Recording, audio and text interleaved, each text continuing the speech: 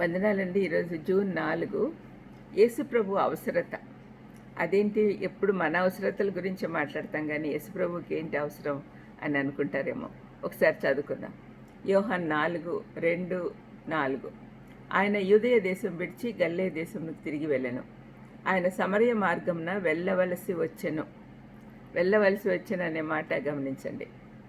యూదయ ప్రాంతం నుండి గలిలయ దేశానికి వెళ్ళాలంటే మధ్యనున్న సమరయ ప్రాంతంని దాటి వెళ్ళాలి. చాలామంది యూదులు సమరయ నుండి వెళ్ళుటకు ఇష్టపడేవారు కాదు. దానికి కారణం తెలుసుకోవాలంటే చరిత్రలో వెనుకకు వెళ్ళాలి.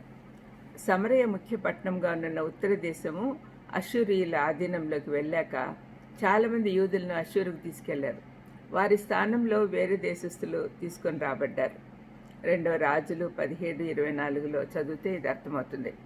ఈ అన్యులు మిగిలిపోయిన యూదుల మధ్య వివాహాలు జరిగినందున మిశ్రమ జాతి ఏర్పడింది. వీరిని సమరయులు అని పిలిచారు. దక్షిణ ప్రాంతంలోని యూదులు వీరిని అంటరాని వారిగా చూశారు.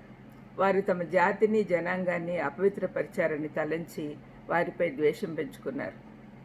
యూదయ నుండి గలిలయకు నేరుగా వెళ్ళాలంటే సమరయ దాటాల్సిందే, కానీ చుట్టూ తిరిగి వెళ్ళే వారి దారి కూడా ఉంది.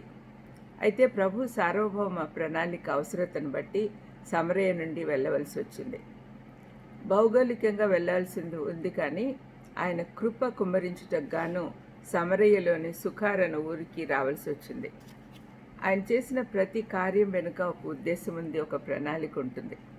వాక్యమై మన మధ్య నివసించుటకు వచ్చిన యేసయ్య ప్రయాణపు బడలికతో ఉన్నాడు. ఇందులోనూ ఆయన ఆకలి దప్పిగొని ఉన్నాడు అనుటలో ఆయన మానవత్వం ప్రదర్శితమవుతుంది. మధ్యాహ్న సమయంలో వేడి చాలా ఎక్కువగా ఉన్న సమయాన్ని ఆయన ఎంచుకున్నాడు. నికోదేము ఆయన రాత్రివేళ కలిశాడు. ఒక సమరయ స్త్రీ పాపంలో జీవిస్తున్న ఆమె మధ్యాహ్న సమయంలో ఆమెను ప్రభు కలిశాడు. యోహాను తన సువార్తలో ఎక్కువగా యేసు ప్రభు యొక్క సంభాషణలు, ఎవరితో ఏ విధంగా స్పందించాడో అన్న సంగతులు గ్రంథస్థం చేశాడు. ఒక పెద్ద గుంపుతో మాట్లాడడం కంటే వ్యక్తిగతంగా ఒకరితో మాట్లాడటకు ఎక్కువ ఆత్మీయ సామర్థ్యము, ధైర్యము కావాల్సి ఉంటుంది. మనం చదువుకున్న ఈ వాక్య భాగంలో ఈ అధ్యాయం అంతా కూడా ప్రభు వ్యక్తిగతంగా ఒక స్త్రీతో ఎలా డీల్ చేశాడో మనం చూడగలం.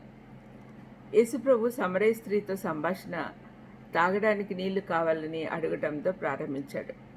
వాక్యమే శరీరధారిగా ఈ లోకానికి వచ్చిన సృష్టికర్త తాను సృజించిన వారిలోని ఒక పాపి అయిన స్త్రీ యొద్ద తగ్గించుకొని అడుగుతూ ఉన్నాడు.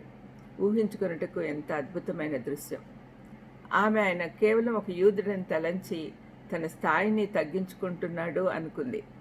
అయితే ప్రభు పరలోక మహిమను త్యజించి ఈ లోకానికి వచ్చాడనే సంగతి స్పష్టపరుస్తూ ఉన్నాడు.